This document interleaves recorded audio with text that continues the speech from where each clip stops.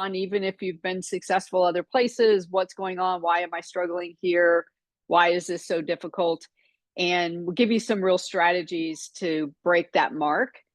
If you don't know a lot about ShiftCo, I know some of you are members. We do these community events. They're free. You can attend as many as you want. And we do about 3 a month. We have a couple of different types of events. This one is focused on the business. We also have what we call personal events. That one, founder focus, is one where we work on mindset and how to focus. And then we have networking, and that is called Gather and Grow. So you're welcome to any of our events. I'm so glad you're here and so excited to share these things with you. Just a little bit about ShiftCo. We train conscious entrepreneurs how to grow their business. 86.3% of our members as of April 30th double their revenue.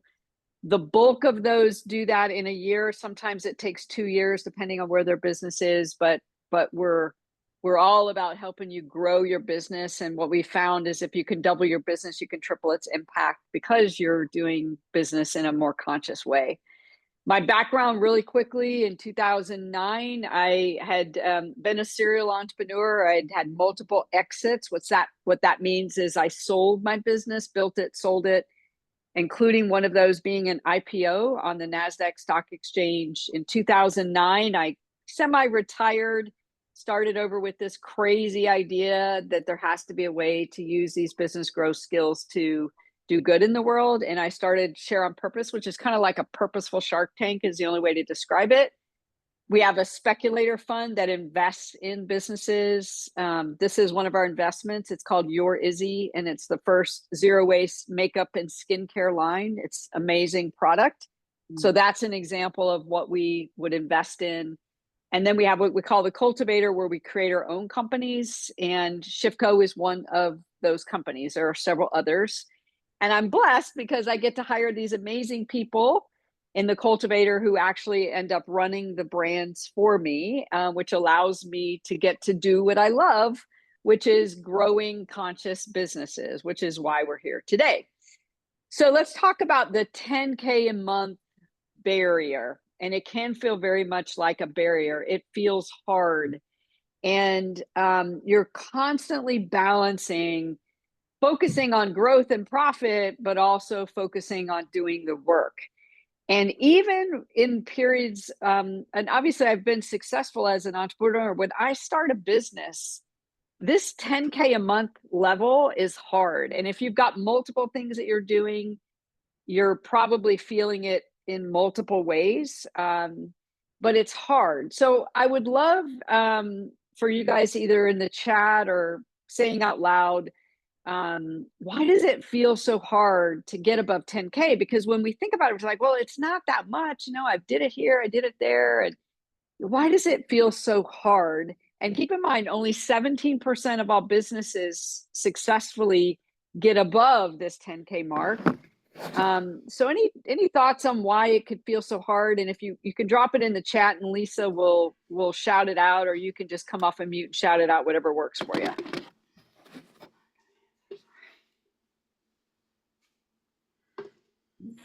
Milo knows about the time fulcrum. The time fulcrum. Carrie says systematizing. Systematizing? Yeah, we will definitely be talking about the time fulcrum and the systematizing. Any other thoughts? Mary says it's hard to respond to client needs as a solopreneur. It's hard to respond to client needs as a solopreneur. And that's typically what's happening when you're under that 10K mark is you're a solopreneur and you might have somebody helping you, but you don't have enough of the help in enough places. Anything else that's coming into the chat, Lisa? Yeah, Gina mentions that, it just feels so far away. 10K must just feel so far away that it feels hard. Yeah, it does. It does. And again, even though I've done it sometimes when I start a new business, I'm like, oh, I'm going to no, it's still hard. So I'm going to talk about 5 things today. One is, why is it important to set the goal to get above 10K? What's so important about it? 2 is how to leverage this thing that you have called conscious entrepreneurship to propel you through it.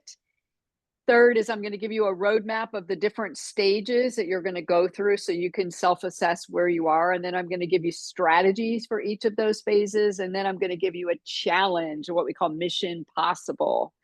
So let's start first with why it's so important, and to put into perspective, of all of the businesses out there, the vast majority of them do not have employees. So 81% of all businesses do not have employees. They're solopreneurs. 81% of all businesses are solopreneurs. It could be a founder, it could be a founder and a spouse, it could be a founder and a couple of contractors, but there's no employees. Only 19% have employees. And even in those firms, the 19%, the vast majority of them are still small. So of the 19%, so that's the purple slice, 2% of those, the business is under $250,000. So that's small, guys. It's a small percentage of people that actually scale the business. And yet we've been taught to believe that a scale business, scale is the way to go. It's not necessarily the way to go, because when you scale a business, it comes with a lot of challenges. And now you have employees to take care of. And so what we're really focused on today is folks that want to remain a solo or a micro business where you don't want to have a bunch of employees. And we want to help you navigate that so that you can do it more profitably and in less time, because the time fulcrum is part of what really affects you when your business is either under 10K, or it goes above 10K, or it comes back down. For those of you that are looping in your business, that the loops really wear us out. And so what we want to help you do is to break it so that you're consistently above 10K, or to wherever you want it to be. And secondly, to do it with less pressure, less time, and more profit, which is how you make a bigger impact.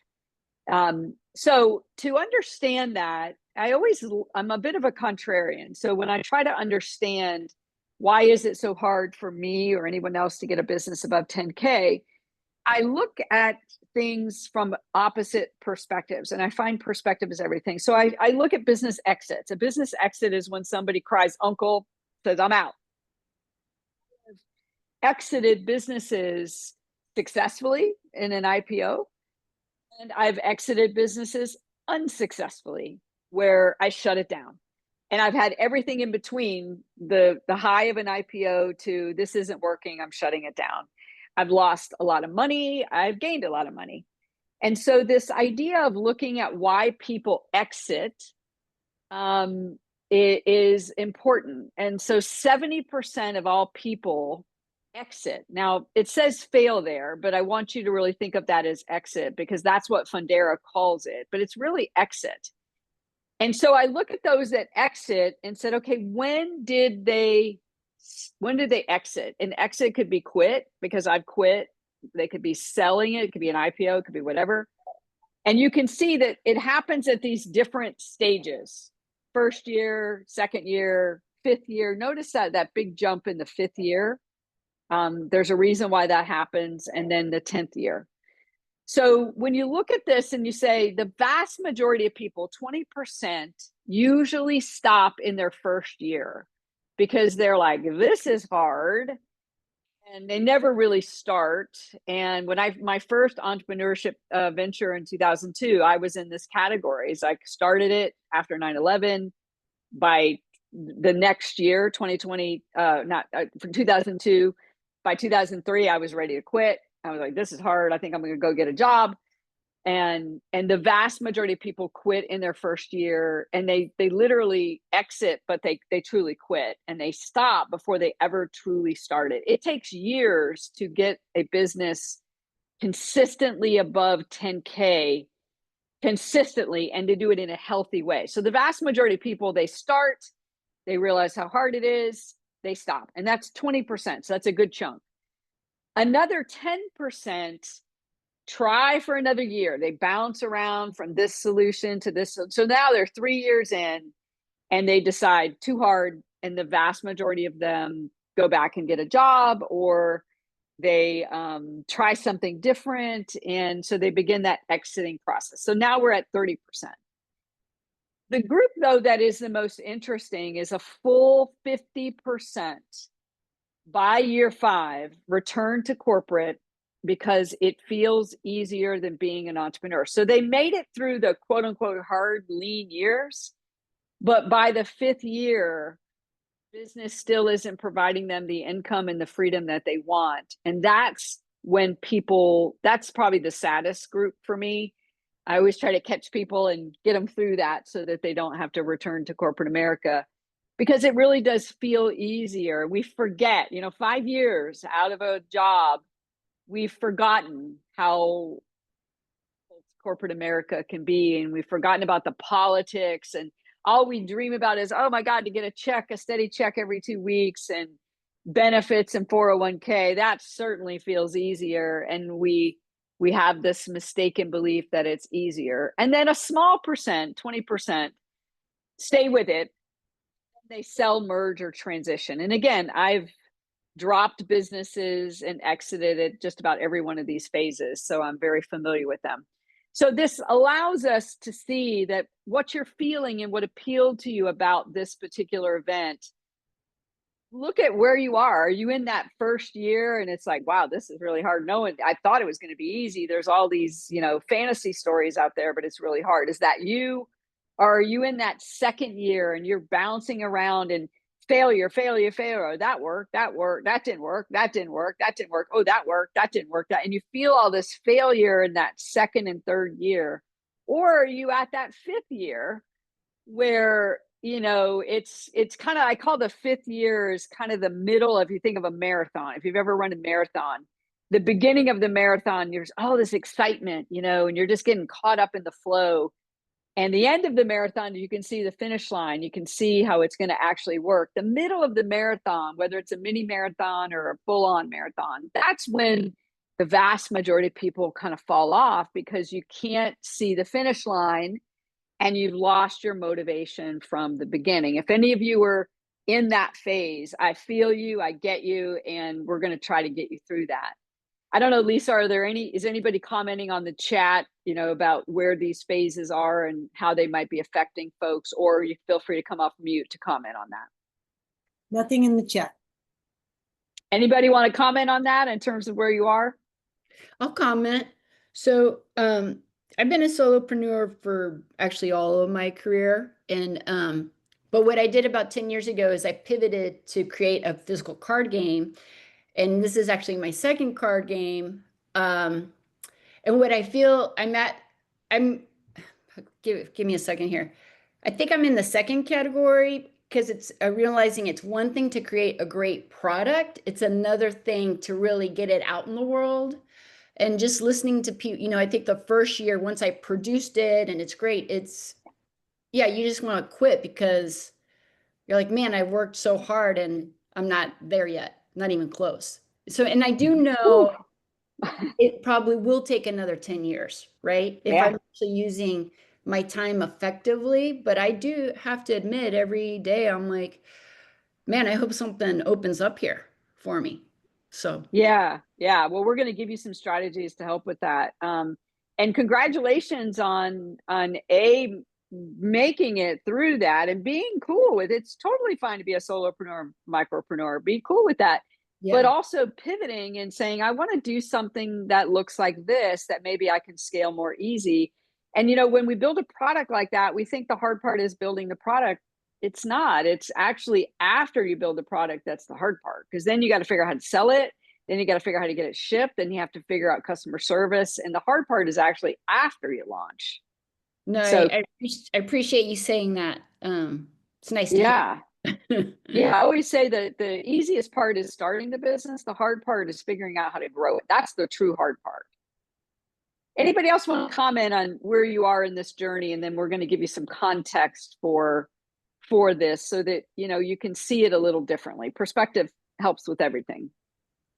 So this is Ilka. I was just going to add that I think I couldn't figure out what part of which one of the categories I'm in, but I think I'm in the category that I'm not going to quit. So I Good for would you. just keep resetting and be doing what I need to keep growing. Good for you. I love that. And if you can find that of I'm going to keep going no matter what, you're well on your way. And that's a good segue. So we looked at the 70%. Now let's look at the 30%. So remember I said I'm a contrarian and I always look at things from opposite perspectives, really understand them. And so when I look at the 30% and say, what do they have in common? The ones that were successful. I'm going to tell a story of myself.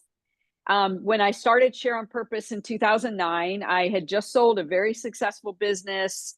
And prior to that, I had been president of a company that did an IPO. So I had money and I was comfortable. And I started this purposeful Shark Tank, and I'm going to change the world and I'm going to invest in these purposeful ideas. And we invested in 14 concepts, and 12 of them went under. The only two that survived from that group were ones that I had started either with somebody and bought them out or something along those lines. So, I mean, wow. And I mean, talk about a lot of failure, lost a lot of money really, really fast. In about 2 years, I lost a lot of my net worth. And so I became very curious about this. Like, why did those folks quit? And I invested money in their businesses. I invested in money to build their websites. I gave them tons of free coaching and tons of free consulting and office space. I mean, you know, it was a dream come true. Why did they quit?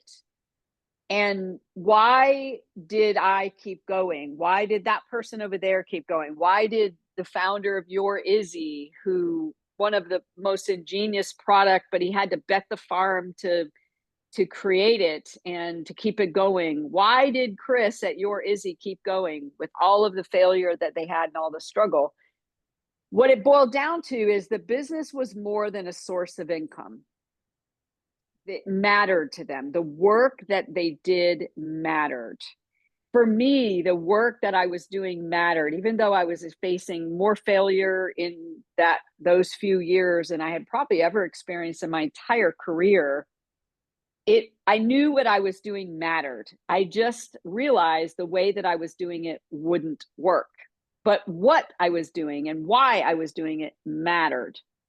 The second thing they had in common is they mastered something that we called FD squared, fit, differentiation, and demand. So to break 10K, you have to master fit, differentiation, and demand. So what that means is the business has to fit who you are. JC, I know you really well, and you're what we call a builder, and you're meant to build a multi-million-dollar business. The hard part for you is the business isn't that today, because you're just getting started and you're ramping it up, and that's going to frustrate the heck out of you because you're designed to lead a multi-million-dollar business, but you're back here in the very beginning, and that's going to frustrate you to no end. For other people, you're meant to be a solopreneur, and yet the people that are training you have built multi-million-dollar businesses, and they keep making you think like you're doing something wrong. So fit is about being who you are and accepting who you are. I'm a builder. I'm meant to build big things that scale, but that doesn't work for everybody else. And there are people that I coach that are like, well, Terri, I want to do that. Well, you're not built like that. So don't try to do that. And converse, you know, when I have a business that's struggling and it's not scaling the way that I want, it feels like it doesn't fit me. And I think I'm doing something wrong. So for those of you that, you know, feel that struggle, I just want you to just take the pressure off. Be who you are. If you're meant to build a multi-million-dollar business, you will. If you're meant to build a solo or a micro business, you will. And don't try to be like someone else or think that you should do it a certain way. You want to do it your way. The second part of that, so there's fit, building a business that fits who you are. And by the way, that's the key to fulfillment. When I stop trying to be like somebody else, I find it more fulfilling. It just fits who I am naturally. As long as I can be patient. For those of you that are builders, the hard part is going to be patience. for those of you that are solvers that really like the solopreneur, micropreneur, the hard part for you is to not try to be like somebody else. And then we've got differentiation. Differentiation is being different in a way that matters to your buyer. That's the key to making the business simple, but it is very hard to do. Differentiation, when you crack the nut of differentiation, it makes the business more simple to scale, but it is a very difficult thing to do, and you do have to master it. And then the last one is demand. When you master demand generation is where you have prospective clients who are coming to you, who want to learn more about what you're doing, that potentially would buy from you. That demand generation system is the key to freedom. But the nut that you have to crack is you have to systematize it. It's not a one and done. And when you're under 10K, you are the system, and that becomes the frustrating part. So the first thing that you have to realize to consistently get and stay above 10K is you really do have to master fit, differentiation, and demand. Now, in a second, we're going to talk about why it's so important to be above 10K, and then what are the steps that you're going to go through to get above 10K. But above board, to get and stay above 10K, you have to master fit, differentiation, and demand. Questions about that?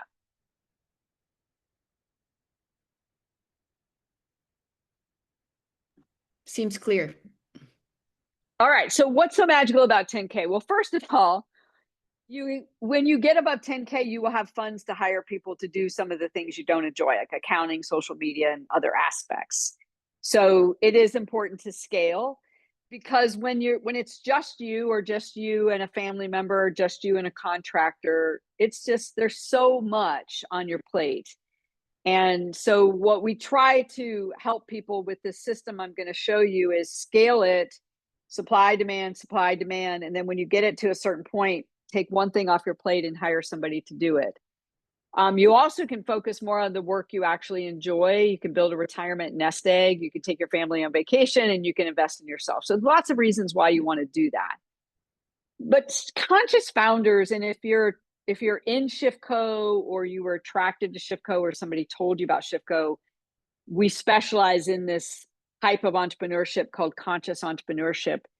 Conscious entrepreneurs, if they tell the truth, are not motivated by money. I'm not motivated by money.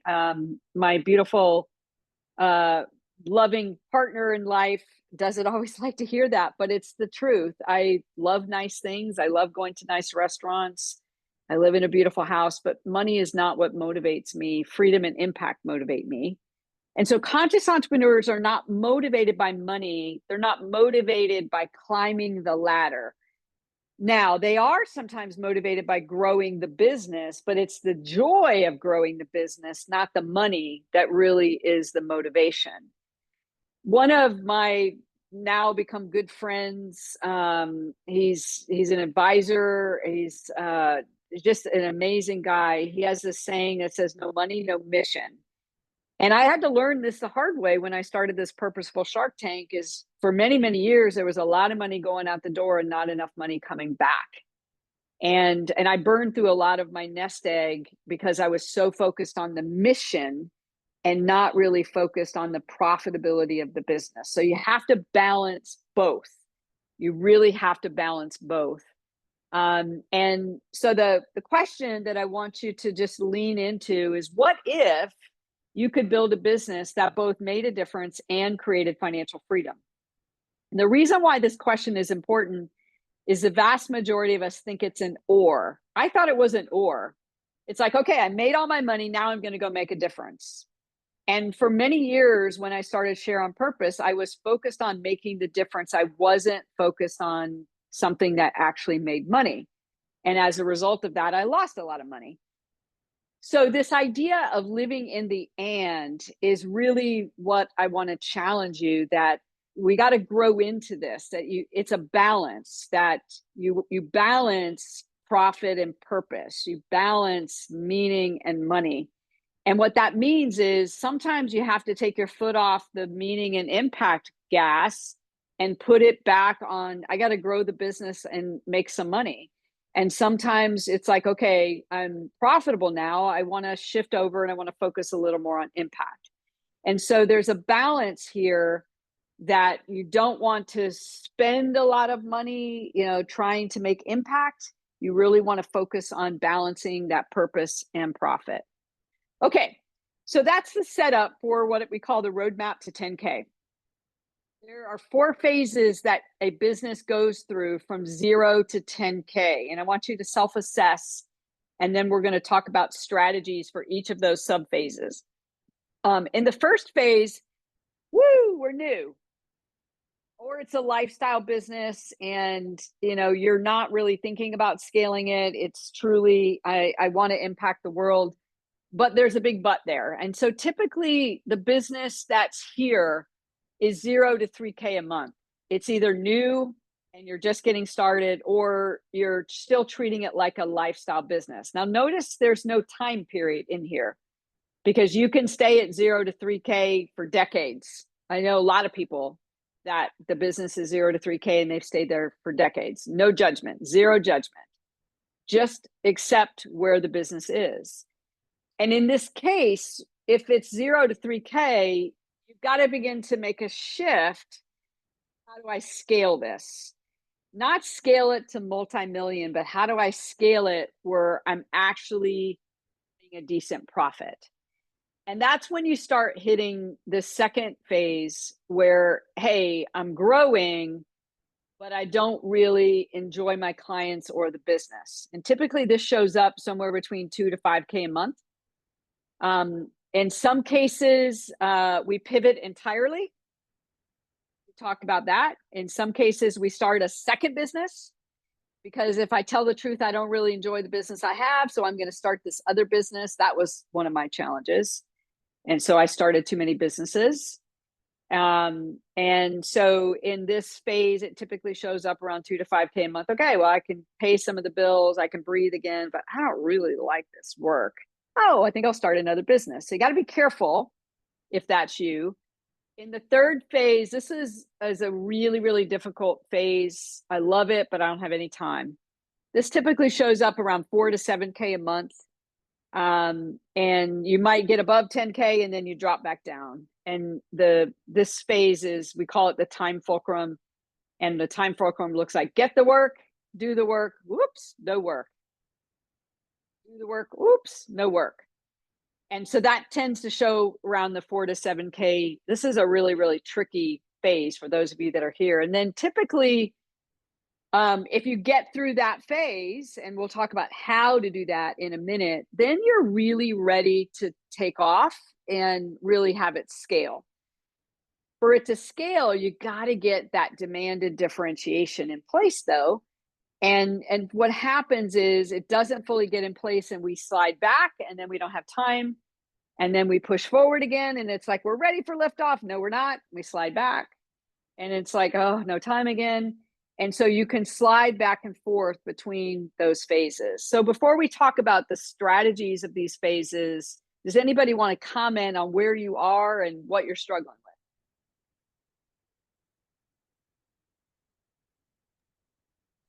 Hey, this is Carrie.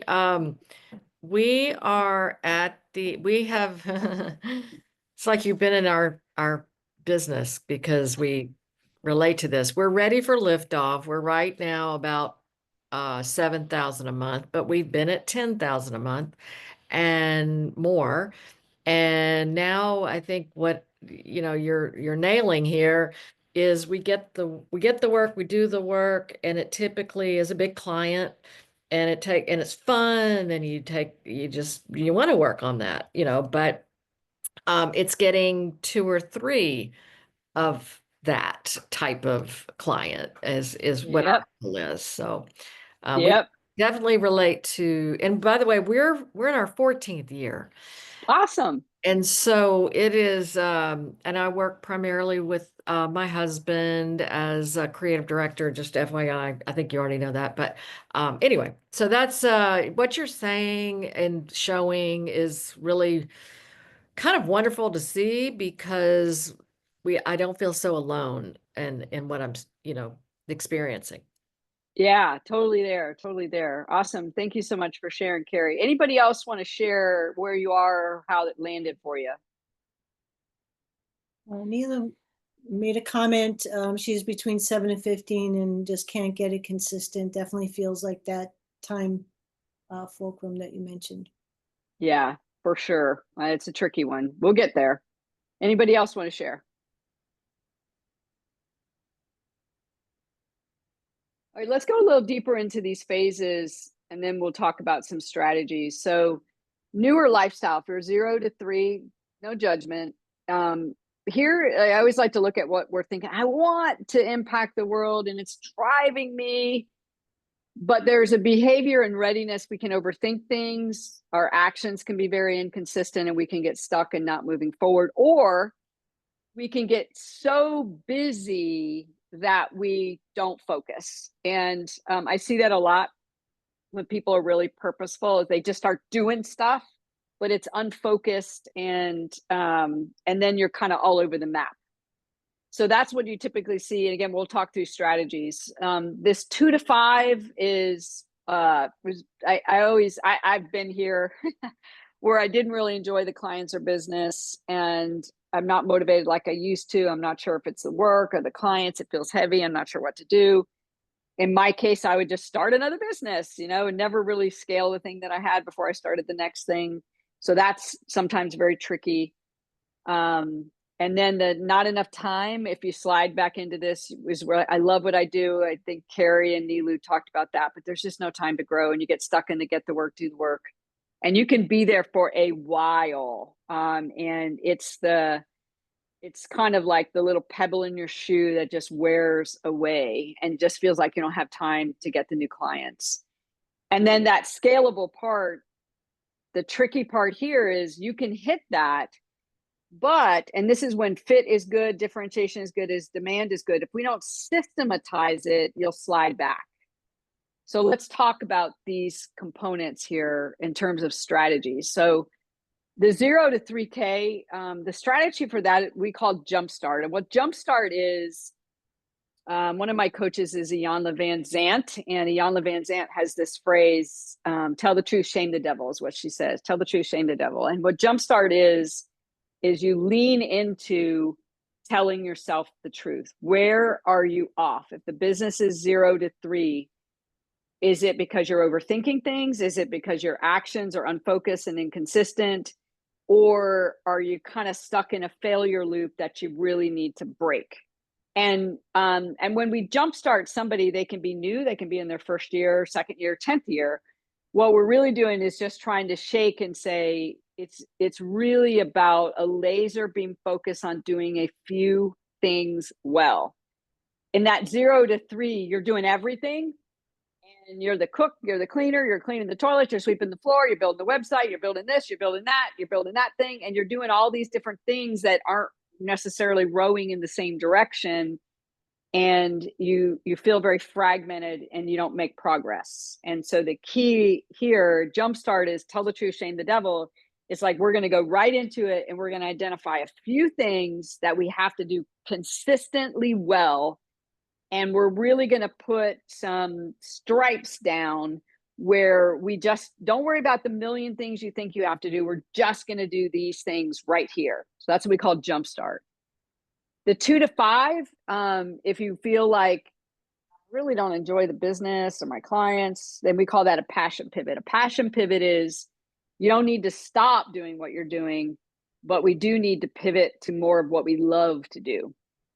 This 4 to 7, with that, we call it business simple. And in business simple, we have to break this get the work, do the work. And it's not a straight line. It's like loops that we're going to go through.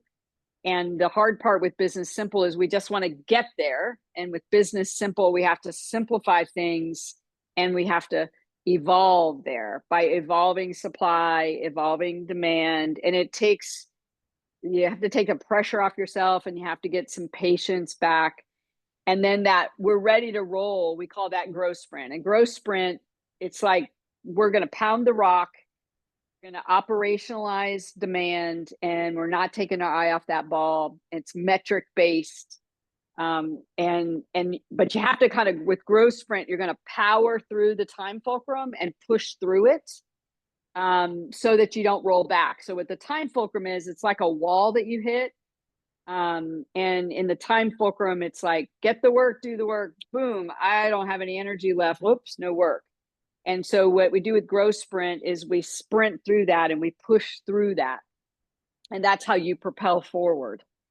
Some strategies for each phase. So we call this 3 strategies to break 10K consistently. And I'd like to use things that you can remember. So the first thing I want you to remember is we're going to aim. And so what aim is we're going to get crystal clear on what the goal is. If you're 0, set the goal for 2K a month. If you're at 2K a month, and don't shoot for 10, like just try to get it to the next phase, right?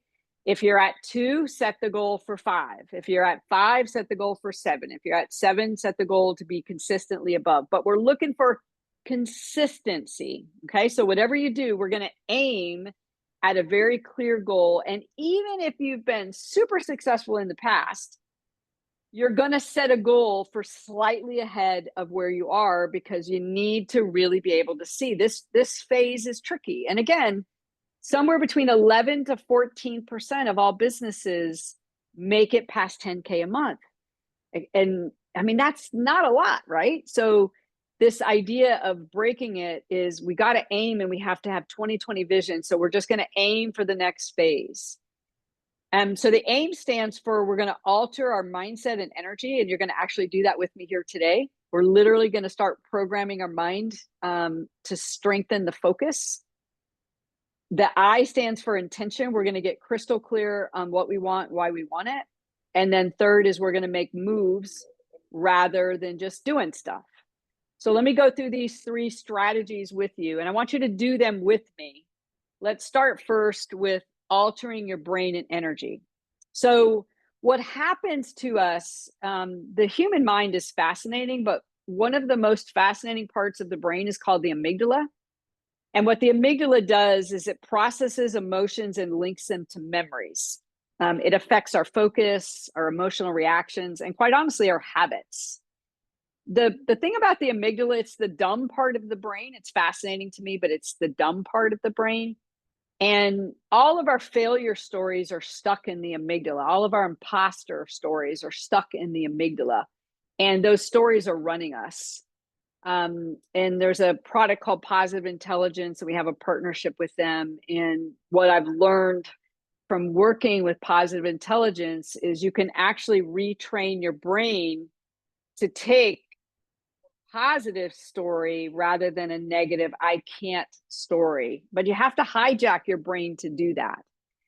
So I developed a system that you're going to do with me here, and this will be recorded. I would encourage you to listen to this section. And what we're going to do in this is we're going to actually turn the amygdala off. We're literally going to switch it off. We're going to turn on another part of our brain that is kind of it's kind of the governor in the brain, the prefrontal cortex. It's like the lieutenant. And we're going to get that lieutenant back in charge, and it's going to take control of our brain and get it back on track. But we have to turn the amygdala off to do that. So to do that, it's 3 steps. I call this a success switch. I want you to do it with me. The first step is acknowledge. Make sure you're on mute when you do this, because what we're going to do is we're going to turn the amygdala off. So we're going to turn the negative program off. And the way that you do that is you say out loud, the truth is I feel, and whatever comes up, comes up. So again, I want you to do it with me. I'm going to show you how to do it, and then I want you to do it. So right now, today, I would say the truth is I feel frustrated. And then you're going to wait for about 15 seconds. And you're going to feel your brain downshift. So when you first say it, it's spinning and it's running this program, my frustrated program, blah, blah, blah, blah, blah. It's running the program. And when I say the truth is I feel frustrated and I wait about 15 to 20 seconds, the amygdala will downshift, literally like a car shift or a bike shift, and you'll feel your brain go in neutral. So do that with me now. The truth is I feel, and then pause.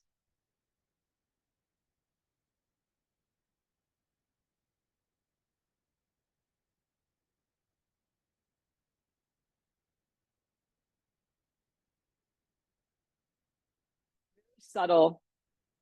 But if you pay attention, your brain has started to slow down. And after you do it a couple of times, it'll literally come to a complete stop. All that is the amygdala is like the gear shift running you. And when you do that acknowledge, the amygdala says, oh, wait a minute, you're listening to me. I better stop and get new instructions, because the amygdala is not very smart. It's the programmed part of you. And so when you do that acknowledge part, the amygdala is like, oh, okay, you're listening to me. It must be time for new information. And it literally stops neutral, and it turns to the prefrontal cortex and say, give me new directions, prefrontal cortex. So what we're going to do now, the second step, is we're going to breathe in such a way where we're going to activate the prefrontal cortex and turn on what's called the parasympathetic nervous system. To do that, you're going to take 4 breaths in through your nose and out of your mouth. Do it with me. Breath number 1.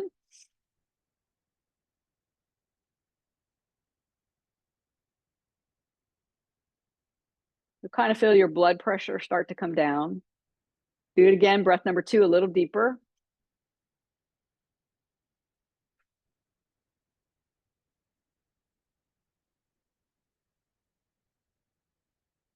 Typically with breath 2, you might feel a little lightheaded. What's happening is the parasympathetic nervous system is dumping hormones, serotonin and dopamine into your bloodstream and calming you down. Breath number 3, in through your nose and out through your mouth.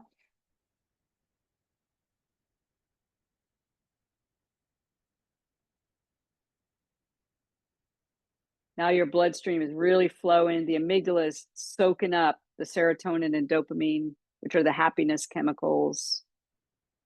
And then breath 4 with an ah, in through the nose and out of your mouth.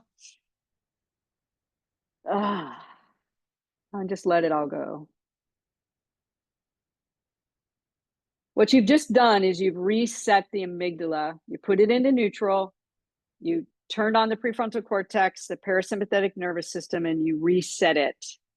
And now the coolest part is that amygdala is ready to be reprogrammed. Now you just claim a new belief. And this part is really important because the amygdala is kind of squishy right now. It's been soaking up the serotonin and dopamine from the parasympathetic nervous system. It's really easy to program. And you claim a new belief, and it's got to be something really powerful, like I have the power to create what I want. And you want to visualize and use some body language, maybe some Rocky punches. You picture yourself victoriously. What you're really doing is you're putting those images in that amygdala, and you're creating a new story and a new belief. So do that with me now. Just claim a new belief. I have the power to break 10K or whatever your goal is. Feel that. Picture it. Picture yourself standing on the stage, being victorious, and just allow that amygdala to be reprogrammed. Take about 15 seconds to do that.